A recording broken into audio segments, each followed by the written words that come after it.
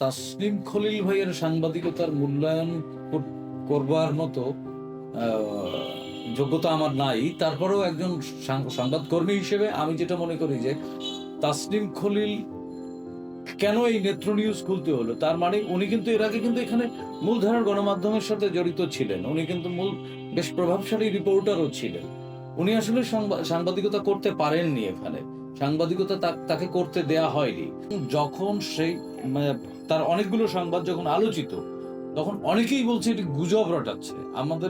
আমাদের অনেক সহকর্মীরাই কিন্তু এই তাসনিম খলিল সম্পর্কে বলছে যে গুজববাজ, উনি মতলববাজ, উনি এটা সেটা, উনি অমুক এজেন্টের লোক, তমুক এজেন্সির লোক, এরকম করে বা অমুক দেশের এজেন্ডা বাস্তবায়নের মিশন নিয়ে নামছে। আসলে হয়েছে এটাই, যারা ওনার বিরুদ্ধে বলছে যে সাংবাদিকেরা, তারাই আসলে এই সাংবাদিকতাকে ধ্বংস করছে, স্তুতি করেছে এবং তাসনিম খলিলদের মতো সাংবাদিকদেরকে দেশে থাকতে দেয়নি।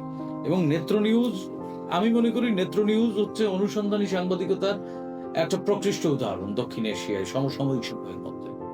এবং এই নেত্র নিউজের মতো যদি আরো বেশ কিছু গণমাধ্যম এরকম দুঃসময় চেজ করে উঠে আসে, আমি মনে করি সমাজে সুশাসন এবং জবাবদিহিতা, যে আপনি যেটা বললেন না, যে স্টেট, ডিপ স্টেট, হ্যাঁ, এদের সবার যদি জবাবদিহিতা সৃষ্টি না করা যায়, তাহলে কিন্তু আইনের শাসন, সুশাসন, মানবাধিকার, মৌলিক অধিকার কোনোটাই ফিরবে না।